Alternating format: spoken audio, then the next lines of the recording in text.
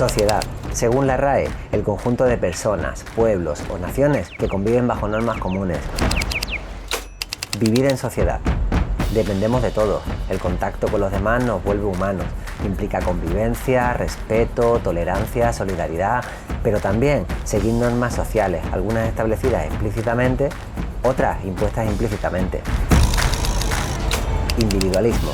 Según la RAE, tendencia a pensar y obrar con independencia de los demás o sin sujetarse a normas generales.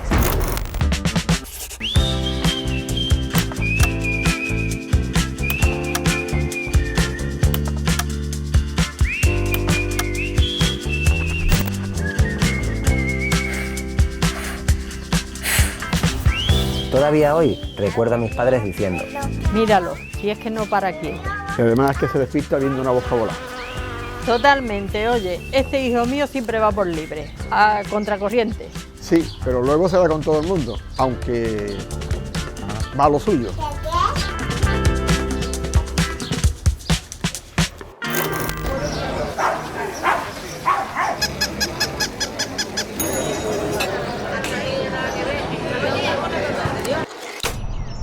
Vivir en sociedad se ha convertido para el resto de la población, incluso para mí, en un reto de intentar comprenderla. En realidad no estoy aislada de la sociedad. El ser humano es un ser social, vivimos rodeados de otras personas. En realidad no concibo vivir si no es en sociedad.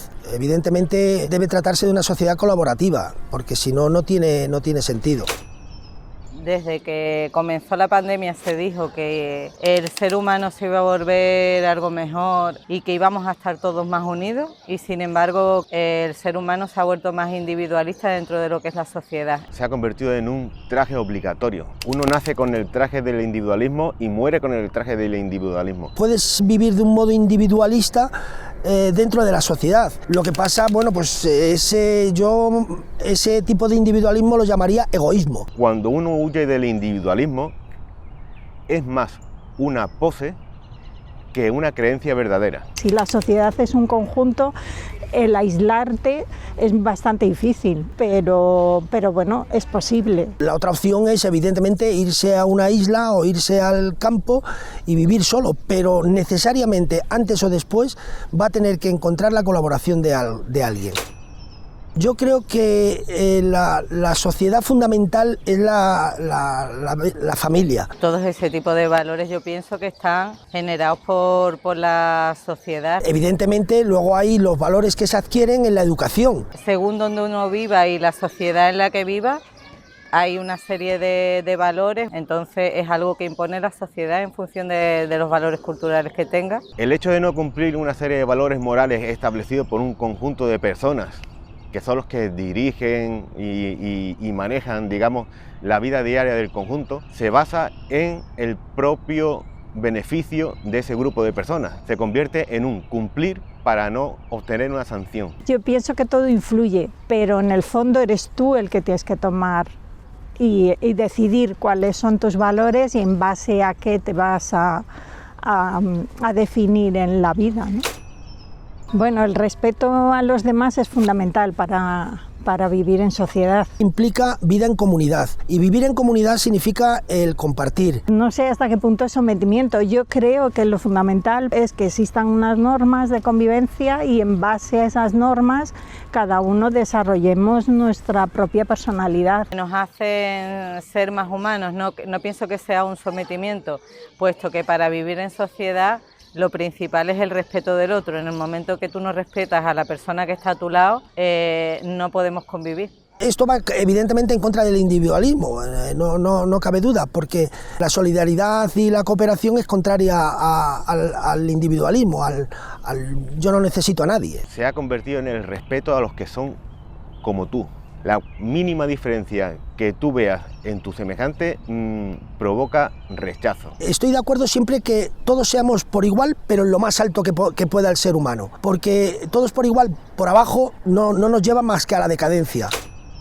Pienso que la sociedad sí influye en la forma de actuar de las personas y en los comportamientos que tiene, puesto que ha ido evolucionando y con la sociedad hemos ido evolucionando nosotros. El hecho de pertenecer a un grupo en el que te sientas integrado por necesidad y porque la sociedad en cierto modo te lo obliga, implica que tú asumas una serie de reglas y una serie de parámetros vitales. Tener que adaptar tu forma de ser y tu forma de actuar a esas normas. El entorno es el que te lleva a comportarte de una manera o de otra, pero como individuo. Ves a cada uno de los componentes de ese grupo social como individuo. El grupo al final se beneficia de las individualidades de cada una de las personas que forman ese grupo. Pero no por ello dejas de ser tú misma, ¿no? Tu libertad termina donde empieza la libertad de otra persona, simplemente eso. El temor a decir lo que piensas, a ver, decir la verdad es peligroso porque esa verdad que digas puede hacer daño al otro. Es algo muy incómodo el hecho de establecer hacia los demás las verdaderas opiniones por miedo al rechazo. No callo mis verdades. Desde mi punto de vista siempre lo expreso. Como siempre escucho el punto de vista de la otra persona o del resto de personas. Hay que buscar el modo de decir una verdad procurando causar el menor daño posible a la persona. Desde el respeto y sin ofender a los demás, nunca he sentido que tenga que coartarme a la hora de expresar mis opiniones por pertenecer a un grupo. Nunca. Las minorías hay que escucharlas, ¿no? Y por supuesto tenerlas en cuenta si es posible. La verdad es que me hace pensar el poder de sugestión de ese grupo minoritario como para ser capaz de cambiar la opinión de la mayoría. No entiendo por qué se tiene que decidir que esas minorías tengan que, al no ser que estemos en un contexto totalmente diferente y que sea muy importante lo que expresan esa minoría. Dependiendo de la opinión minoritaria, si es algo que para mis principios o mis valores los pone en tela de juicio. Un poco de diferencia cuando verdaderamente creo en los parámetros de mi propia verdad en este caso, puede hacer que mejore el grupo. Eso puede ser a través de la cultura. Ese grupo minoritario transmitir la cultura a ese grupo mayoritario que le hace entender y modificar su comportamiento. Las decisiones de mi día a día las tomo siempre intentando hacer lo que yo quiero sin hacerle daño a los que están a mi alrededor. Lo ideal sería tomarla desde el punto de vista individual. No siempre es necesario el consenso. Que yo pienso que todo va dentro de uno mismo, ¿no? Porque yo mis principios no los dejo para unas ocasiones y los utilizo para otras. Tomadas individualmente, ¿qué duda cabe que al final la decisión la toma la persona como individuo? Pero debe ser valorada en conjunto, en cómo va a afectar esa decisión al conjunto.